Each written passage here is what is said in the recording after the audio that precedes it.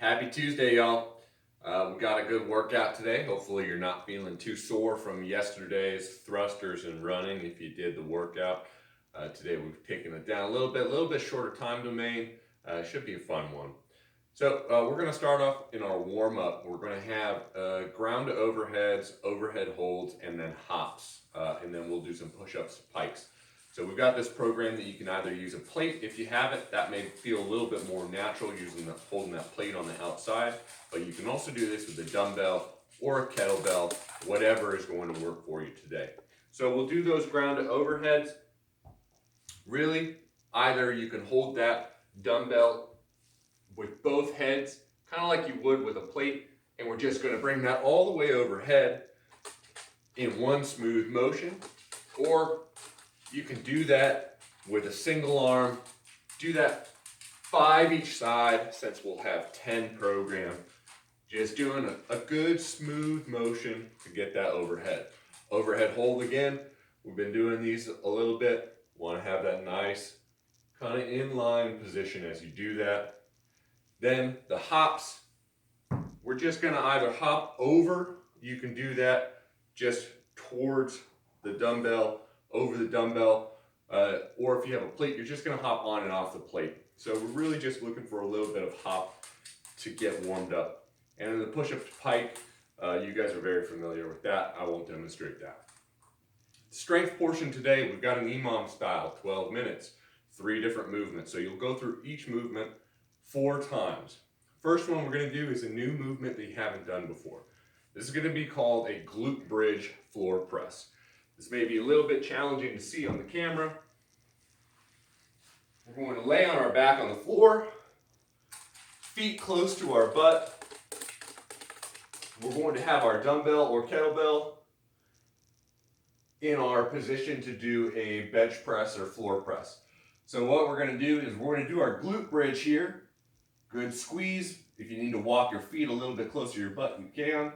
And this is where we are going to initiate our press. So you'll just come down, tap your elbow to the floor, and come back up. Your elbow should be about 45 degrees away from your body. We don't want it flared out like this, all the way 90 degrees to the body, and we don't want it all the way tight right up against the body. We want it about 45 degrees. That'll be your position.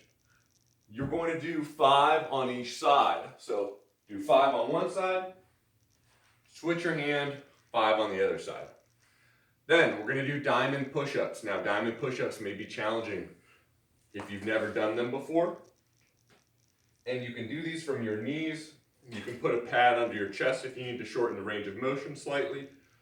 But diamond push-up, instead of having our hands out to the side of our body like we normally would, we're going to keep them close to our body, and we're going to make a diamond with our fingers, with our hands. So they will be right kind of underneath your chest, and your elbows we're still going to try to keep as tight to us as possible, but they will flare out a little bit more than you normally would. So what that'll kind of look like is right there. 10 to 15 is going to feel like a large volume of those if you've never done them before, and it'll feel a little bit different on the wrist. So like I said, if you need to shorten the reps slightly, change the range of motion, please do so. Finally, the last thing we're going to do here may be challenging at home, but we're going to do a wall walk hold or a handstand hold in place. The wall walk, you all know, you'll start in this nice plank position. You're going to walk yourself up the wall. Other option is to kick up into the wall. Now, the reason why we have wall walks programmed first rather than a handstand hold where you'll kick up is because obviously our walls in our homes are generally a little bit more fragile. So kicking up into that has a tendency to possibly kick a hole in your wall. So please be careful while you're doing this today. I would recommend possibly using socks, but be very careful that you don't slip off the wall when you do that. Make sure you have a good, stable flooring as well so your hands don't slip. You can even take this outside and do it on an exterior wall, which is usually going to be a little bit more firm, a little stabler, but you have some options there. So we're doing that for 12 minutes. You'll work through that, each of those 4 times. Then, workout today. We've got 2 pieces, 2 different AMRAPs here. The first one, in 6 minutes, what we are going to do is try to accumulate as many bench press or floor press as possible. So floor press, instead of doing the glute bridge like I was showing you, you're just going to lay flat on your back. You're going to just use that one arm with the dumbbell to just get as many reps as possible on one arm, switch arms, do the next arm. You're just going to move through that for 6 minutes. Now, if you have a bench or a yoga ball or anything like that that can elevate you off the ground slightly and give you that full range of motion that you normally would, you can even use something like a couch as long as you're comfortable with it, where you might lay to the side of it and get that range of motion that you're looking for. So now, obviously, this is not a very stable surface. This is a pretty firm couch, so it works okay for me. But this is something that you could possibly do if you wanted a little bit more range of motion, get a little bit better stretch on the chest. So, working on that for 6 minutes. Then we're going to finish up with another 6. We'll rest for 2 minutes, and then we're going to finish up with another 6-minute AMRAP. You're going to do more running. I'm sorry, 100-meter run. So 100 meters should take you about 20, 30 seconds maximum. If you think about it, a 400 is about 2 minutes. A 200 is about 1 minute.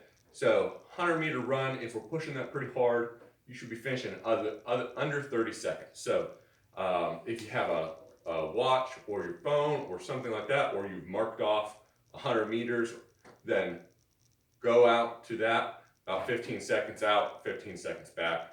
And then you're going to do 7 burpees, and then you're going to do 10 alternating dumbbell snatches. Alternating dumbbell snatches is kind of what I showed you in the warm-up with our ground to overhead. So alternating dumbbell snatches, we're going to start. Kettlebell or dumbbell will be right between our feet. We're going to make sure that we get a nice position with our back flat. We don't want to be rounded over like this when we pick it up. So you'll bring your hips down just slightly, grab it with one arm, and then you're going to push through your legs, drive that explosive movement through your hip, accelerate that dumbbell or kettlebell overhead, catch it in that nice position. You can catch it a little dip if you'd like to. If it's light enough, you can go straight into that straight up and down position. Now, alternating means we're going to, as we bring it down, once we get it past eye level, you can switch hands. You also can switch hands at the bottom. We're just going to alternate our hands every time.